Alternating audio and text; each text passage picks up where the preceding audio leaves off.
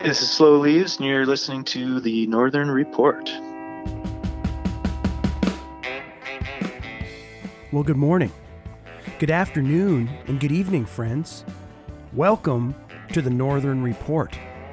I'm your host, Sean Burns, and I'm coming right at you from Winnipeg, Manitoba, Canada. Here on the Northern Report, I aim to shine a light on emerging and existing Canadian talent, as well as some of the legends we're still lucky to have with us. My guest on today's show is Slow Leaves. Grant Davidson, known professionally as Slow Leaves, began playing guitar at age 15, inspired after discovering a Led Zeppelin II cassette tape in his older brother's room. It was a finger-picked guitar, however, that would eventually form the heart of his songs. After 3 shoestring budget albums under his own name, Davidson debuted as Slow Leaves in 2014 with Beauty Is So Common, followed by Enough About Me in 2017. In 2020, he released the strikingly vulnerable Shelf Life, which represented the culmination of a distinctive poetic voice, exploring recurring themes of romantic memory, artistic ambition, and dreams left unfulfilled. The album, and rightfully so, was recently nominated for a pair of Western Canadian Music Awards. Grant's voice is fragile and assured.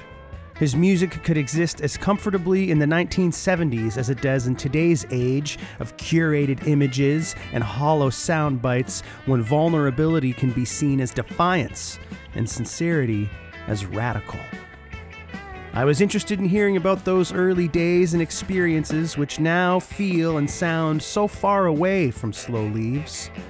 We talked about his journey from early shows and coffee houses to stages across Canada and Europe.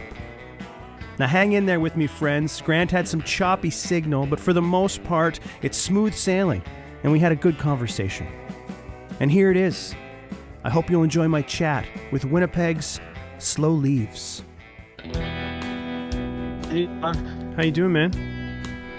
pretty good. How are you? Not too bad. Not too bad. Thanks for agreeing to the interrogation. Thanks for asking.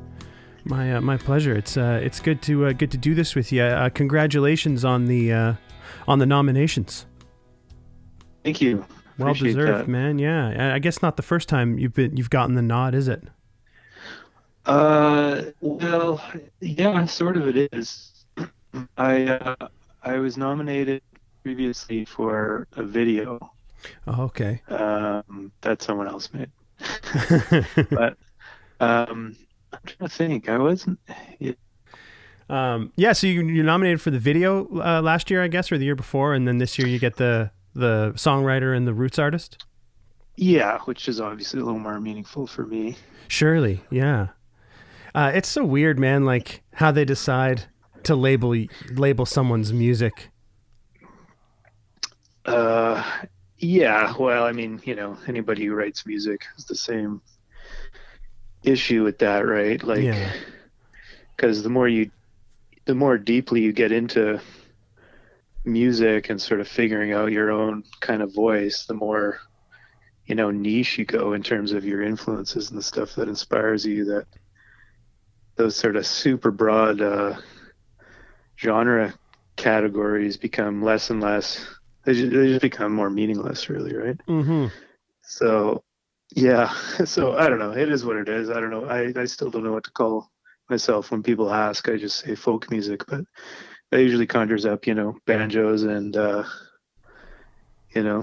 Yeah. Tom Dooley. I write songs and I sing them, like Yeah, It's yeah, exactly. Did you grow up here in Winnipeg? Yeah. And anyone in the family a musician, or are you the black sheep cursed with talent? Well, I guess you could put it that way. That's a generous way to state it.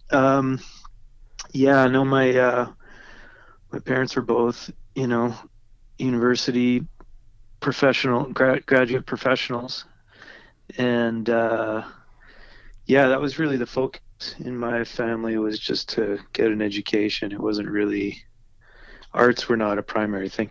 I mean, that said, my mom, always appreciated the arts and, put us all in piano lessons and we all quit them. I have two siblings. We all hated them and quit them. But she always encouraged, that kind of thing. So when I was 15, uh, I don't know, I just started wanting to play guitar, because I started listening to Zeppelin for real. But my older brothers, tapes, some of them I found them. But and she didn't hesitate to buy me a guitar and give me some lessons and stuff. So she was always, encouraging in the arts. My dad was more of the sports kind of guy.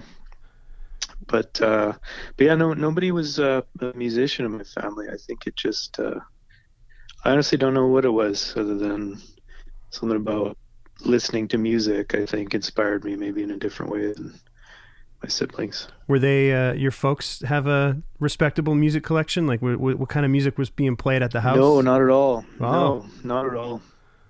My dad, he likes silence, first of all. Um, Yeah. Second of all, he, I remember we had a small record collection growing up, but it was like, Lionel Richie, Thriller, like, Yeah.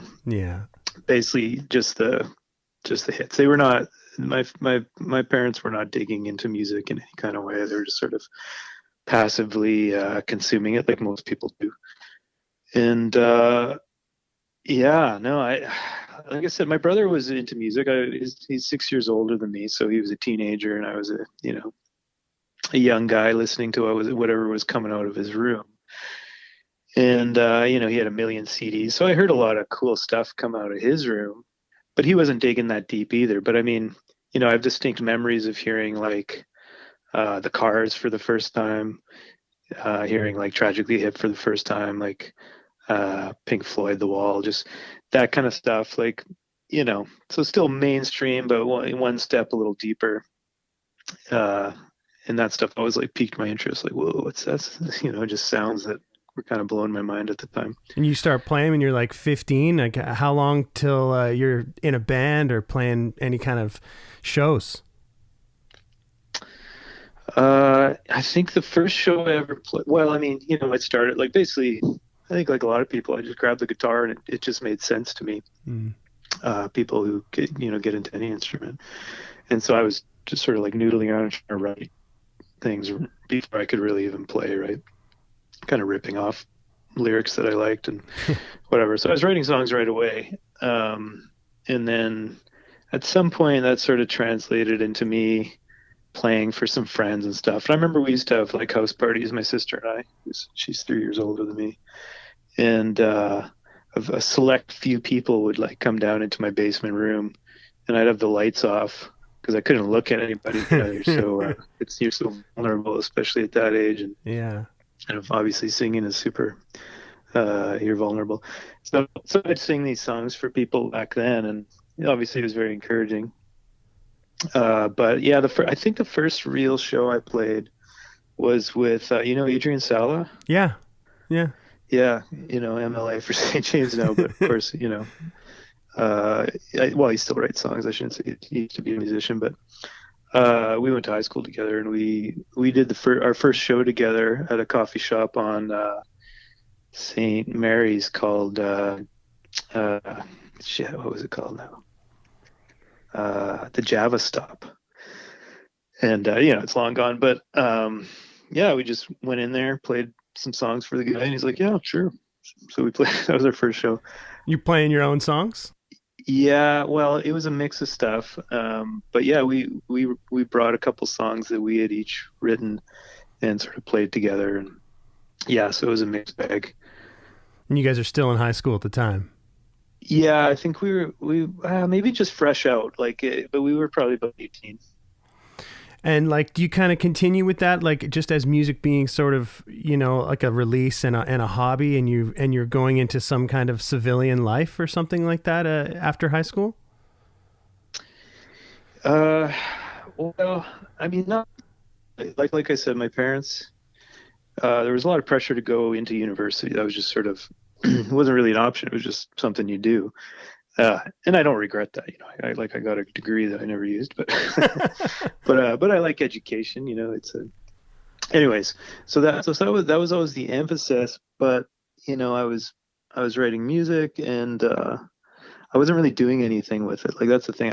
I'd play the odd show, like solo show in a coffee shop or something.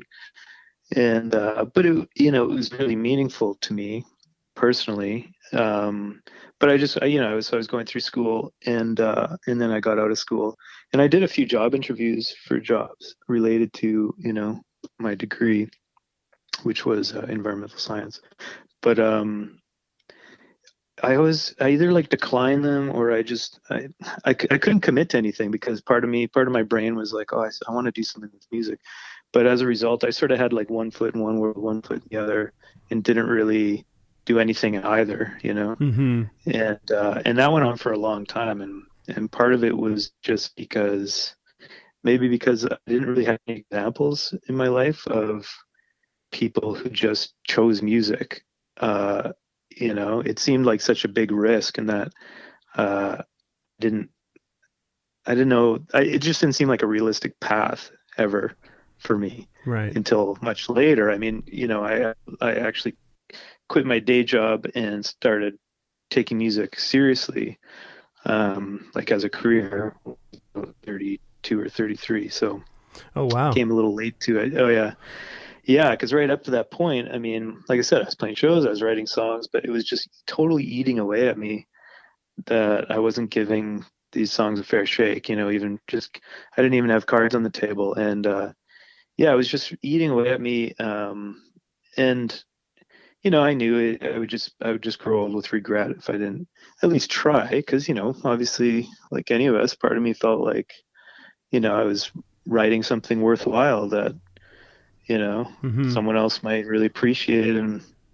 And so yeah, it was a tough thing to come to. I mean, my wife was a big part of that. Karen, she was the one who was at some point was just like, "Why don't you just quit your job, like we'll just figure it out." And it was literally the first time that it really struck me as a realistic possibility. It was like, yeah, I guess I could just do that. So But that whole time through your 20s when you're working the job, like you're writing songs all the time and just trying to work that flex that yeah. muscle. Yeah. Yeah, absolutely. I mean, I recorded a few like sort of shoestring albums during that time. uh, I was really in a sort of country phase at that point. I mean, it was a phase for me, just going through that sort of major influence in my life. So those are sort of like my Nashville sort of country sounding records. Well, I'm not quite Nashville, you know what I mean? A bit more of the outlaw influence, but yeah, and so yeah, I was still making music. I don't know. I'm sort of going back to that place in my mind, and there was some dark days because I was working a job that didn't give me any satisfaction. It was fine, but it's not like I was making tons of money either. Yeah. But it just wasn't me. It wasn't feeding that part of me that needed feeding. So um, yeah, but that's in answer to your question. Yeah, I was always writing music, and that's what made it so difficult. Because I felt like, what am I even writing this stuff for? They just like live and die in this room. Were you kind of excuse me, you kind of strike me as someone that would write every day. Is that accurate? No, no, not at all. I I've always admired that approach. Like I know, like Leonard Cohen's famous for just sitting down and doing the work and writing every day. And then obviously there's a lot of discussion in the artistic community as to the merits of doing that versus just waiting for, everybody wants to just wait for some brilliant stroke of inspiration, and a masterpiece is just sort of gifted to you from the cosmos. And, and Yeah. sometimes it feels like that happens, and it's amazing. But uh, I guess I've done a bit of both. Like I have sort of just sat down and kind of forced my way through songs. I just never find it as rewarding. Like sometimes, and I've done some co-writes that way too. And you end up with something good. I mean, the beauty of that is you just end up with a song in a day. It's like, wow, great. Mm. But I've just always found my best stuff, the stuff that comes from the deepest place in me that feels the most honest, is always something that it comes out of just a bit of that alchemy of just, some mood and some sort of state of mind that I'm in, and just, there's just the time to reflect on something, or there's some spark of an idea that I hear or from something else, and just things just suddenly connect, Yeah. two dots connect and you get an idea. And to me, like, what's important to me when I write anything, whether it's music or other forms, is just that sort of, there's just a brief moment of clarity, like a vision that isn't maybe, totally concrete or a complete picture, but there's like a hazy vision of some cohesive thing that I know, if I start writing, I'm working towards that thing. I'm sort of, carving away the outline of it until I can get at it where I can see it more clearly, Yeah. if that makes sense. Yeah, it Not does. to get too, out there on this, but yeah, I mean, I'm just describing, obviously you understand it's a shared creative process for creative people, but that's always where the best stuff comes from, because I feel motivated, and I feel like, you know sort of possessed of something that I need to seek out, rather than just sort of waking up in the morning and be like, what should I write about, Are you writing with your guitar in your hand? Are you writing lyrics and bringing it to the guitar? How does that work for you? I almost always wrote the music first, because I just noodle with guitars and get a melody, singing along, whatever, and something clicks, and I'll start trying to put it into a song. But it's almost always the song before the lyrics. And as a result, and because I've already described sort of my lack of work ethic, just sitting down and bearing through. But so I've, maybe not unlike a lot of musicians, way more ideas that I thought were great that I just never put lyrics to, Yeah. um, than things that became songs. But actually, more recently, I've sort of inverted it a little bit. Well, no, I shouldn't say that. I used to completely write a song, and then go into record. But what I was going to say was, the most recent album, I did the reverse, where I started just making the songs, the productions, and building them musically, before I even had the whole structure in place or Mm-hmm. lyrics, and then sort of doing that afterwards. So that's a bit of a new process, which is kind of interesting for me. Before the Slow Leaves records, you released two full albums and an EP under Grant Davidson. Well, uh, officially, yeah. There was actually, I released a record. The very first record I released, I've sort of scrubbed it from the internet because I was too embarrassed about it.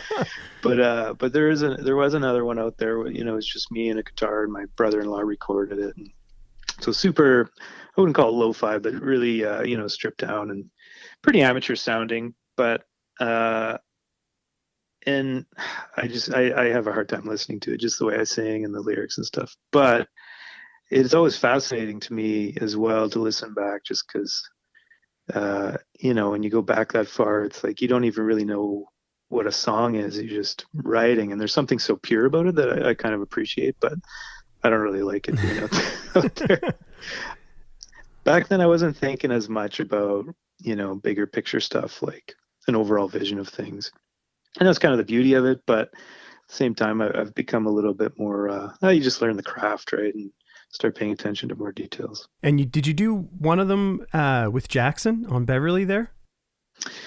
Yeah, we did a record. It was called Tired Limbs for Ashes. And yeah, again, it was just sort of a shoestring, kind of like quick and dirty. We got in there, recorded a bunch of stuff that wasn't recorded properly. Like one of the mics was crapped out, all this stuff, and we just kind of dealt with it. So, when I listen to it, it's just riddled with everything that it could have been and wasn't. Yeah. But again, at the same time, I listen back, and it is what it is. And sometimes I listen to those songs and I think, shit, those are pretty good songs. Were you playing many shows, or just playing locally at that time? Yeah, just locally. Like I said, I didn't really do any touring until my 30s. So where were you playing in town? What venues? Times changed a little bit. What was it called? The Academy, which, originally was on Academy. I used to play there, and then moved to Osborne Village. Played there a handful of times. The coffee shop Drags. I used to play there. There was a place. A guy who owned the Billabong. Do you remember the Billabong in the Osborne Village? Yeah, I think so. They used to do music like every Monday or something, and I did a handful of solo and duo gigs there. Um, yeah, where else? I can't remember. But yeah, I played around town. No touring as Grant Davidson yet at that No, point. So then no. Slow Leaves, what's the whole transition there, like the genesis of the name and the project, and moving on from your name and into recording under Slow Leaves? Right. Yeah, well, like I said, the whole thing was eating away at me that I wasn't doing anything, proper. And so Mm-hmm. when the time came to, quit my job, like I really needed to sort of come up with a plan. It's like, okay, I have all these songs. I wanted to make, a proper record, a record that actually sounds, professional and radio ready and all that. So um, that's when I approached Rusty Mattias, who I hadn't met, but I heard the Imaginary Cities record and was, or well, their first one, and was really impressed with the production and just the sound and everything.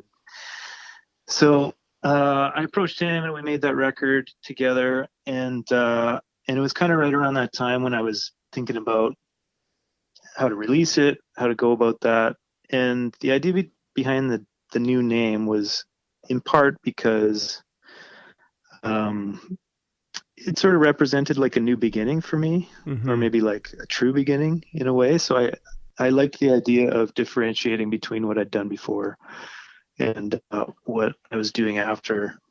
I also kind of, you know, thought I would have more of a regular band kind of that I would put together, and that just never seemed to fully make sense. So I still did a lot of stuff solo, and so that always felt a little bit weird using a band name as a solo guy, Yeah. especially since like I don't have a persona, right? I just, if anything, it's like I try to be like ultra genuine. So I've always sort of grappled a little bit with that. Um, but that's sort of the reason behind it. And that record that you made, is that Beauty Is So Common? Hmm. And you made that, I didn't know you made that one with Rusty as well. Yeah, that was the first one we did together, and we sort of got to know each other over the record, and then kept sort of working together afterwards.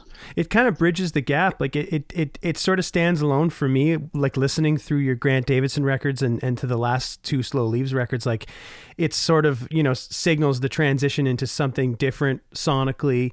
But it doesn't, it doesn't sound as much like the last two records. And it also doesn't sound a ton like the Grant Davidson records. You know what I mean? Yeah, well, that record, because working with Rusty and deciding to go with a producer, which was the first time I'd worked with a proper producer, and so that record is really sort of the meeting of our two styles. Mm-hmm. It's my songs, and we worked on the productions together, but it was a lot of letting him into my music, which is what made it great and what made it so exciting for me. And I learned a lot doing it that way. I think the difference from then onward is having had that experience. I sort of it was a bit of an eye opener about just constructing productions, and if anything, like I just loved the idea of it, and so the subsequent records are very much me putting more of myself, more of my own ideas into it, taking a bit more ownership, in part because I'm a bit of a control freak, and I just kind of I like having more control, and I like getting my own ideas out. I just like the process. It's fun. It feels satisfying to me. So I think since then, each record more and more was me taking more control over the process up to the point where, this most recent record, Holiday, is entirely me. I mean, for good or for ill, right? But I ultimately, I felt compelled to do it that way, in part just to see if I could, but also, like I said, I just enjoy that process. But that Slow Leaves record, that first Slow Leaves album, is the one that sort of gets you on the road and starts to get you a little bit, more recognition, not even just locally, but, nationally. And yeah, but like I said, that one was radio ready, and it because, I wanted to do things more properly at that point. So I had a publisher, and, it got a lot more attention that way, just because, in part because I was going through the proper avenues of how to get your music heard, right? You're touring just in Canada at that point, or had you started to go overseas yet? Yeah. No, I just did a few tours for that one. And in fact, it was kind of a disaster because I had an agent at the time, I won't mention, but who I basically didn't line up any tours for me, even though we talked about it and had all these sort of ideas laid out of where and when. And then just nothing really got booked. So it basically fell flat. It was basically a release without tour support for the most part. So, which was kind of unfortunate. That's kind of, well, there's lots of shitty tales from the industry. You kind of hunkered down, and 3 years later is when you put out Enough About Me, which is really a beautiful record. Do you feel like that sort of you realized and expressed yourself artistically in the way that you'd been aiming to do? With Enough About Me? Yeah. Yeah, I think, yeah, I mean, I'm sure it's the same with you, or it's like every new record you put out, in a sense, you kind of feel like, okay, this one I'm really saying what I want to say. At least it was for me. But yeah. That was the first time I really felt like I put together a collection of songs that I felt like represented something unique. Some unique voice, mm-hmm. which of course is always evolving and changing. But I remember that was the first time where I really felt like I was putting me down in a way that felt authentic, in a way that felt like nobody else was going to make that record. I guess put simply, like I felt like I was sort of finding a real voice at that point. Hey there again, folks. As we approach the halfway point of the episode, I'd like to thank you for tuning in. You are listening to the Northern Report podcast. I'm your host, Sean Burns. Our guest today is Slow Leaves. I'll remind you to follow along with the Northern Report podcast and our playlist on Spotify. Subscribe on Apple and Google Podcasts. You can listen on YouTube, our anchor.fm page, or wherever you find podcasts. The change to Slow Leaves signals not just a shift in sound or the ability to more confidently take control of the process. It represents Grant's decision to chase after a life where music plays a more prominent role. It's clear that in the years since, and as the quality of his output escalates, there's a reaffirming notion that pursuing this course, despite its risks, was ultimately a necessary and rewarding decision. His art fulfills an internal need, but the service that it provides to a growing fan base all over the globe has proved significant. I myself have found great joy, sadness, and excitement in the music and lyrics of Slow Leaves. With a certain measure of buzz around the songs and the artist, after some early hiccups, Slow Leaves began pounding the pavement harder than ever, touring across Canada and over in Europe, and stepping forward artistically with each new effort. Though he's received regional recognition with his recent nominations at the Western Canadian Music Awards, as someone with excellent taste in music, and as a listener and fan of his work, I would argue that the Slow Leaves records are worthy of higher praise and critical recognition on a national level. Now, just a heads up, there's some more choppy phone signal here while Grant is discussing some primary differences between his European and Canadian audiences. But bear with us and pay attention, because he brings up some interesting and valuable points. We'll dig into that next. Here's the back half of my chat with Slow Leaves. And you start touring, outside of Canada off of that record? Yeah, yeah. In sort of shopping around in the lead up to releasing, I wanted to go to Germany just because a lot of Canadian bands that I know were going to Germany, and it's just like shit. I want to go to Germany. So I was sending emails trying to figure out stuff, how to get that done, and one of those emails went to a publicist who also had a boutique label, and he loved what I sent him, and so that was sort of the beginning of at least being able to go over to Germany and explore a bit of Europe.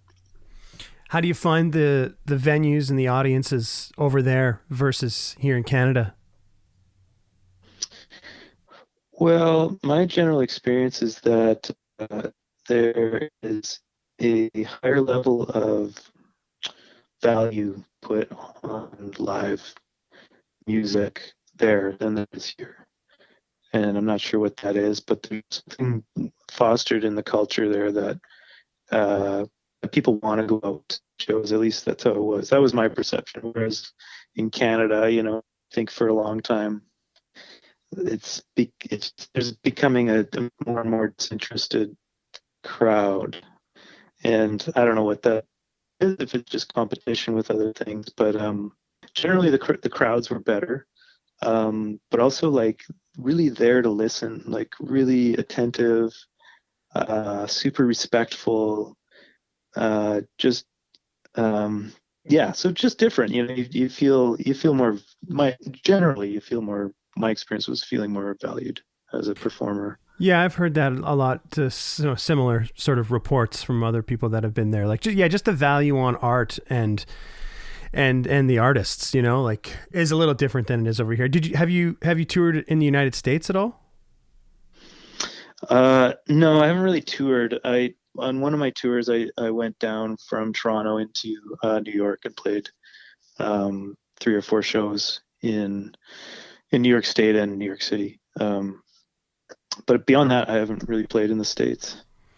Another 3 years after Enough About Me is shelf life. Is this like 3 years was kind of your move in between records, like as far as getting it together and getting the songs together the way you wanted them?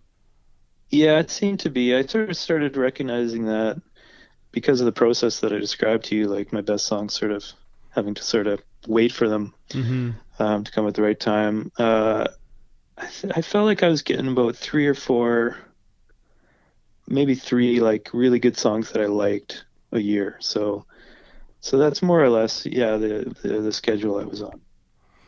That one came out, I guess, early April last year, like right before everything hit the fan. I really felt bad for you. There's a few guys like you I knew that were putting records out and like, about to embark on these tours with really good records, and then it all sort of stands still. Even though you weren't able to get out there and sell the albums off stage, it seems like the record was really well received and got a lot of play and positive reviews. Like, how did you navigate and handle all that? Like, right as you're releasing your album? Oh, it sucked. It Yeah. was, just taking a big bite of a shit sandwich and fucking chewing her up and asking for seconds. trying to, yeah, exactly. Some more, please. Yeah. Yeah, it was hard. I mean, I'm a bit of a fatalist in the sense that it was like, well, fuck, what am I gonna do? It was kind of like, just I had no control over that. So it was devastating in a sense, like emotionally, because I really felt like that was my best work up to date. And you're right. Like I had these tours lined up. They weren't like, huge opportunities, but Yeah. good tours. I had more people paying attention to me than I had before, and it really took the wind out of the sails. And I still have boxes of records that I haven't sold in the basement because they never went on tour. And yeah, it was depressing. It was depressing in part because you know I felt like finally it was a record I was just so proud of, and and it didn't get a fair shake. I mean, in the grander world, like, boo-hoo, right? Right. Everybody's dealing with Yeah. this shit, right? Yeah. But in my little corner, it was pretty tough. Yeah. I bet. And I mean, it is a beautiful album, and it picks up kind of where Enough About Me leaves off. Are you recording this with the same crew of people and musicians in studio? Yeah, pretty much. Enough About Me, I did a fair amount of it myself at home, Uh huh. uh, and then supplemented that with some performances, from other people. But none of it was recorded in a proper professional studio. So with Shelf Life, that's something I really wanted to do. In fact, I hadn't really done that before. So that was one thing, and then the other thing that I really wanted to do, which I hadn't done previously, was to capture these songs more or less live, with lyrics included and all that stuff. So I just wanted to capture like a real band energy, and I'd been playing with those guys a fair amount, Damon, Rusty, and Reg, and Great band, by the way. yeah, thank you. Yeah, they're great, and so I just wanted to sort of get us in the studio and just kind of have the philosophy that let's just keep doing it until we all get that take that we know is the take. And so that was a little bit different, and it's essentially there's a couple songs that I did myself at home, but I think 8 of the 10 songs were recorded basically like that, live in the studio, lyrics and band all once at once. So a couple of overdubs with like harmonies and stuff like that. But I think it that's what I like about it. It sounds like a live record in a way that it sounds very organic to my ears. Did you bring those guys like super fleshed out demos, like you knew exactly what you were looking for as far as arrangement was concerned, or did you guys work things up together as a band? Well, we've been a bit of both. Like, I usually make demos myself and then I send them out to them and then we start playing them. But everybody has their own personality, and so this would sort of morph into something a little bit different usually. And they're better musicians than me, so like I'd play the bass part, but Reg, Yeah. would sort of take the main idea, but would always make it better. And we'd been playing a bunch of shows, so we'd played these songs a whole bunch, and they'd kind of just sort of found their way into something that felt good, and so that's what I wanted to capture. So since we've been home and sort of stuck at home or whatever, you've been recording at home more than ever and playing everything yourself. It seems, and releasing videos that you're making yourself. Like, can you tell me about that and what your routine is like when you're doing all of this stuff on your own? Yeah, well, I've kind of been doing that more or less forever, just because. Well, mostly because there's, like I said, I like to have control over things, but also I don't have a huge pool of money to draw from, so I have Yeah. to skip on these things. And I love making videos. I really love it. I don't really know what I'm doing, but I just love movies. I always felt like if I didn't go into music, maybe I should have gone into movies. Then I'd be Mm-hmm. rich, right? But Oh yeah. yeah, jokes. But yeah, poetry's the next one. That's where I'm gonna really get the dollars rolling in. That's right. But Yeah, yeah. Start cashing checks. yeah, exactly. Um, yeah, so I just like doing it is, I guess, the simplest way to put it. So I'd always just, most of my videos I've done myself. Um, and so it's just something I keep doing because ultimately I like it and it's cost effective, and I just have fun doing it. And I mean, I got a grant once, several years ago, to $10,000 to make a video through a Much Fact thing, and that's the video I made for How Do I Say, which I Right. basically contacted these two guys out in Victoria, and it's an incredible video, super pro. It looks great. It's an art film. Yeah, it's Yeah, great, it but is. it got, it didn't get any more views than anything else I ever did, right? So Right. it kind of opened my eyes to just the video is just a supplement, and it's just not worth. In my mind, it's just not worth spending thousands of dollars unless someone else is going to do it. It's going to give Yeah. me the money. Well, especially, Sure, go nuts. yeah, you're making videos like for all of these singles that you've been releasing, right? This last batch Yeah, anyway. All of them get video yeah. treatment. So are you like, do you have a schedule every day? Like you're doing something for this? No, no, I struggle with that. I've tried to jot out some sort of guidelines for myself, but no, I struggle with that because in one part I'm lazy, and the other part is I just I'm very contemplative, right? And I feel like that's the at the heart of what I do is I overthink things. I analyze my life. I overthink, but through that process, like that's where I get ideas and am receptive to grab an idea when it strikes. And there's just I don't know if there's a way around that for me other than leaving a lot of open time. So I don't work super well if I have a really strict schedule or if I get overly busy. It starts to stress me out because I sort of need that time to just stare out a window. Yeah. Uh, so so no, but basically like I have another single coming out uh, in well maybe it's like 4 weeks, and I need a video for it, and I haven't done anything, but it's just sort of stewing in the back of my mind like shit, I got to make a video. And I will at some point. I'll figure it out. So it's a bit of a stress thing, but like I said, it's hard for me to just like sit down and go, you know. Yeah. Yeah. Has That's not to say I'm not doing stuff, right? Like I'm working on new songs, I'm making new demos, I'm sort of writing things here and there. I'm making some TikTok videos that nobody fucking watches. It's horrible for the self-confidence. But yeah, I'm trying to every day I'm doing stuff, you know, I'm working at stuff. Has it changed like since the pandemic, and you're home, and like you said your son is home from school now, like has the way that you're creating and writing changed? Yeah, in a sense it has. Like Shelf Life to me was really, I was very careful about what I was building. Like in my mind, that was really a concept record. Um, each song was sort of meant to be at least a little chapter or sub chapter in my life at that time, which isn't so different from my life now. But that was the focus. You know, it was very family focused, very my age focused, very industry focused from my perspective. And but I felt like I kind of exhausted that, and and I really think on that record is some of my best songs I've ever written.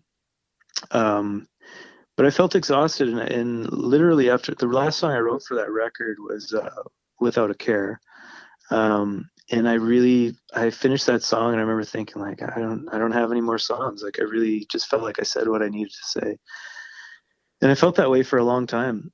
And then the pandemic hit, right, and nowhere to go, and that's when I just started. I was like, ah, fuck, I got all these musical ideas. I'll just start making productions and just make songs without thinking too much about it. So that really was a breaking point from how I'd done things, which was not worrying as much about the lyrics in this one, like at least not trying to be really specific and clear with my intention. It was a little more stream of consciousness. Right.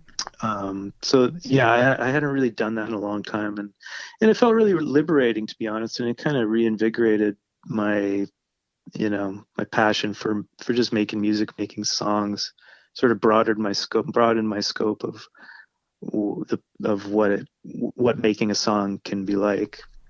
You've released 3 singles. Let me think. Yes. And how many tunes do you have done? Like this is all coming on a full album, right? Yeah, there's 10 songs, and it's one of these things like, it's just digital, right? Because with no Yeah. touring and, money and everything, I was just like, I can't put more sad ass boxes in my basement.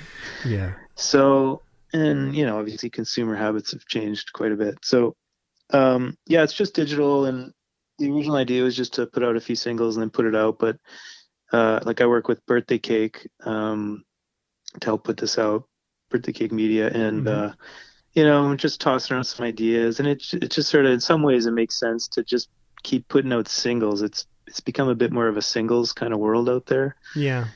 and like, don't get me, I love the album, right? Of course, but I was like, let's just try it. I got nothing to lose, right? Hmm. And because these songs, like I said, I just wanted to make music and not think too much about the bigger picture. And so I don't feel like it's a concept album in that sense. Um, and it feels like a collection of singles to me. You did it all yourself too. Like you've done all the recording and mixing and performing on it.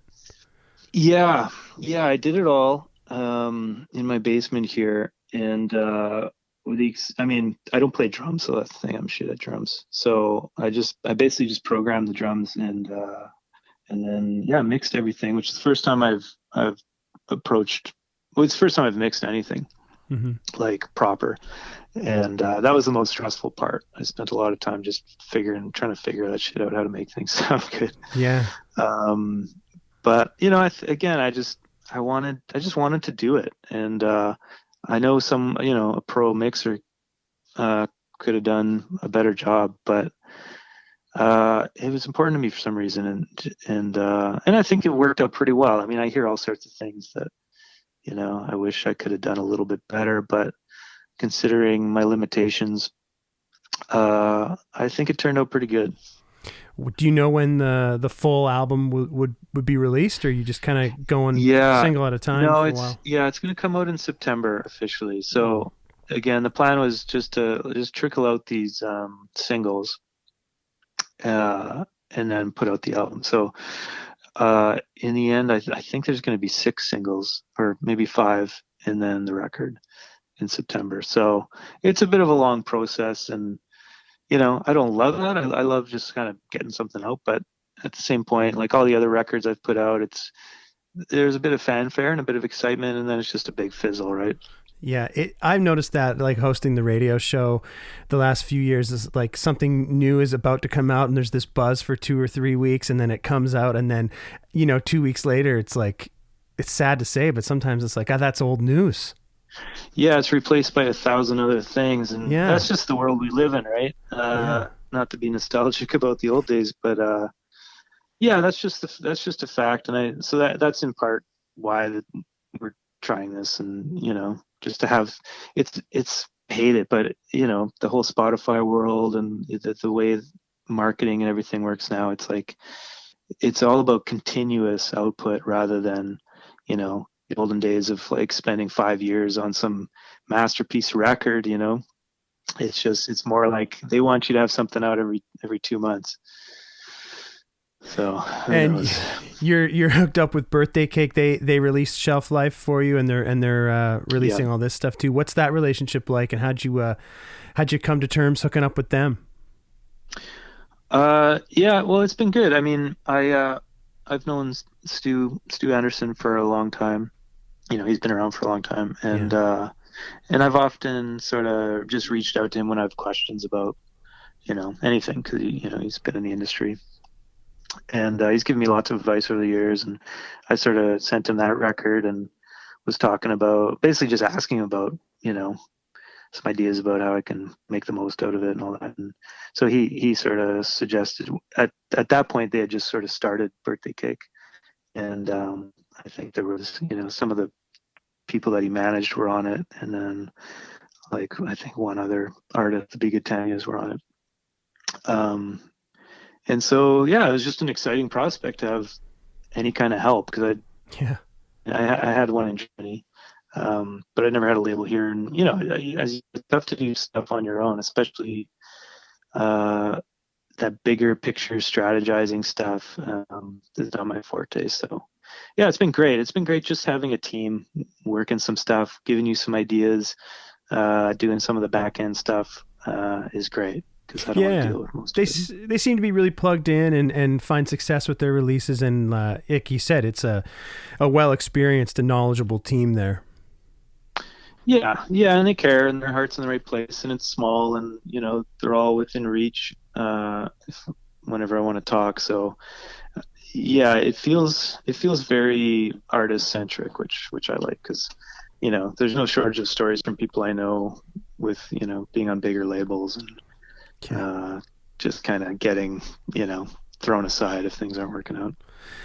How much before the pandemic, like how much were you touring in a year? Like a couple short runs here and there, or were you doing some long hauls?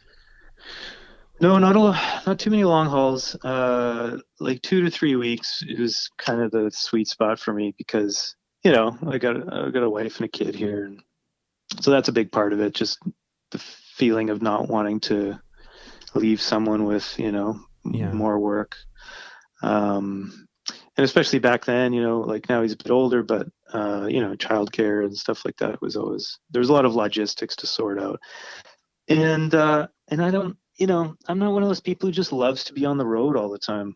I find it really difficult, to be honest. Just grappling with stuff, Mm. anxieties, and just existential issues. But um, typical, musician stuff, I think. But yeah, I've never done a really long haul. I think again, doing it later in life, you end up getting anchored down by not to put a negative connotation by that, but you have more roots, um, as opposed to when you're in your 20s and you can roam around freely, right? Sleep on couches. Yeah, well, yeah, that part is much easier when you're younger. The ability Mm, to just flop wherever and bounce back the yeah. next day. Do you hope to get out there next year for some longer runs? Like I know, it's tough, right? Like the record came out, it's been out, everyone maybe has a copy of it on their computer or something, but people will want hard copies, like, and then you'll have something new as well. It's like, so you're eager to get out there and sort of play the songs for people outside of Winnipeg.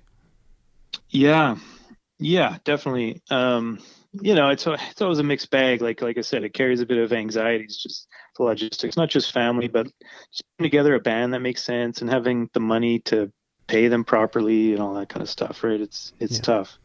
It's really an industry of trying to do as much as you can with as little as you can. Um, but yeah, like I said, I got all these boxes. It's like I want to play some nice shows. I want to sell some stuff. I want to feel that, when you're sitting at home, you know, artists are very needy people, right? It's like most of what you end up doing ultimately, if you look deep enough, is about, getting some kind of validation for yourself from outside of you, and which is really an unhealthy experience to have with yourself. But that's the nature of it. And so, yeah, ultimately, I'm scared of playing the shitty shows, Yeah. because there's still lots of those, where you just like it's this empty room and you're wondering what the hell you're doing. Yeah. I dread those, because I've had enough of them, frankly. Uh, but there's the good shows, where you really there's no replacement for that, where you really feel that genuine kind of appreciation for what you're doing, and that I need that in a way. It sort of fuels me to keep going. Yeah, those like the one really good one really makes up for like four or five shitty ones, or okay ones. Like that feeling is like, and I think maybe that's part of what everyone continues to chase. Yeah, exactly. Well, that's the trap. It's like, Yeah. yeah, you need more of that, but what's the cost? What have you been listening to lately, musically? um, hmm, Good question. Last year, probably I don't listen to a lot of modern music. I do listen to Spotify, and I hear sort of new things that come along once in a while that get me excited. Um, but one that kind of just tapped into to something that I really was digging was this artist named Wise Blood. Can't remember her real name, Natalie something, an American musician, and uh, it may not be everybody's taste, but she really just tapped into some stuff that I love. It's very like 70s, sort of almost like Elton John meets like Zeppelin meets Joni Mitchell or something. I don't know. It's I find it really interesting. Um, yeah. Other than that, I don't know. There's this guy I heard recently. I think he's a younger guy from California named oh, what's his name now? I was gonna say Tim Burton. Shit. Uh, damn it, what's his name? Tom something Burton. Anyway, it's not a good recommendation, Yeah. but I heard his stuff, this record that he put out. I can't remember the name of the record, so this is of no use to your listeners. But Sam Burton, that's what it is, Sam Sam Burton. Burton. Okay, there you go. And the recording quality sounded amazing, and the songs sound fantastic. And he really tapped into. I could hear his influences right away, and they're similar to my influences that have manifested in a different way for me. But I could totally hear like Tim Buckley and Burt Jansch, and and even some Pearls Before Swine. Maybe I don't know if you know them, but just these kind of this sort of '70s psych folk vibe that that I've always loved. So yeah, check his record out. It's great. You're a Tim Buckley fan. Yeah, I like Tim Buckley. I have most of his records. Yeah, I've always been drawn to just those kind of weird characters that are ultimately like rooted in folk music, but kind of turn it into their own personal genre. So yeah, I don't love everything he does, but I love what he does. So yeah, him and that's the same thing that I love about Gene Clark was like that, just sort of did his own idiosyncratic thing. Um, Mickey Newbury is one of my ultimate favorites for the same reason, like a bit more less psych, but more just kind of like I don't know, saccharine sort of like croony country folk, but it's so genuine and heartfelt and doesn't really fit into any genre, I think. And then Pearls Before Swine, who I mentioned, which is Tom Rapp. It's basically was his project. Same kind of thing, he's just doing his own thing. And all these guys were a bit on the margin, never got like widespread fame or something, made careers out for themselves, obviously, but they were never really accepted wholeheartedly by the industry in any way. So some of them are kind of tragic stories. But yeah, when I reflect on these things, that's sort of, I feel like that's kind of informed the kind of music I make. And then I kind of have to remind myself of that a bit when I feel totally underappreciated. It's like, well, no wonder you modeled yourself after people that like didn't really get industry recognition. So anyway, that's another story. But Any favorite songs of your own that you've written? uh, yeah, I mean, just from like the craft and point of view, and like in that sort of just feeling inspired in the moment. I think my best work is Autumn Rain. Um, I think Sentimental Teardrops is a great song. It's one of the few that I feel like I've captured something really simple, that because that one, it really appeals to a broad swath of people, I've found, and I think it's just got because it's just such a simple, honest message. And Sink Full of Dishes, I also think is one of my better written songs. What about all the strings and stuff on Sentimental Teardrops? Like who composed that whole section? Yeah, I arranged that. So I did all that in the demo with a keyboard, just like MIDI strings, and then I had it transposed to sheet music so that they could read it, and then That's went from fucking there. Yeah. cool. I didn't know that you did that. Well, like I said, I'm not afraid to go for it. I guess I have a confidence that like I can hear cool melodies. It just takes me time to just figure them out. So I just figure shit out. That's sort of my approach, and I'm usually happy with the way it works out. So I keep doing it. Do you still like? I mean, what's your relationship now like with the Grant Davidson songs? Like, you mentioned you're still proud of some of those tunes. Like, they still hold up for you as good songs? Yeah, yeah. Occasionally, I've thought about like updating some of them just to because I don't love the way they were captured. I don't love like my presentation of them, Right. and I think I just matured in certain ways. So part of me I've thought about maybe taking some of those and re-recording them, but for the most part, I don't play any of those songs. I kind of left them behind, I guess. But I kind of tend to do that in a sense. I don't know. With every new record, I always feel like I'm stepping, forward in some way, and then losing a bit of touch with the self I was when I wrote some older stuff. Mm-hmm. Not to overly generalize, but Yeah, so generally the older the song, the less likely I am to want to play it. Well, congratulations again on the nominations. Well deserved. Thank you. Yeah, I hope it goes well for you. I want to thank you for taking the time to talk to me today, Grant. I appreciate it, man. Yeah, thanks, man. Thanks for your interest. Well, friends, I hope you've enjoyed my chat with Slow Leaves. Thank you to Grant for taking the time to talk with me and tell us his story. Listen to Slow Leaves and Grant Davidson albums and songs wherever you're streaming music for a nominal monthly fee, or check them out at slowleaves.com. In the time since this chat, Grant has released at least one other single and, of course, video to accompany it. So go find that wherever you're putting eyes and ears on stuff. Follow along with the Northern Report Spotify playlist to hear music from the folks that I have covered in the Honky-Tonk Times column, as well as here on the podcast. Remember to subscribe, like, follow, share, give us a rating. It means a lot. Our logo was created by Boots Graham of Boots and the Hoots, Central Alberta's finest honky-tonkers. Music on the show today courtesy of Sean Burns and Lost Country, The Divorcees, and Skinny Dick. And from local legends to regional stars to the cream of the Canadian crop, you'll find it all here on the Northern Report. Thanks for tuning in, folks. We'll chat later.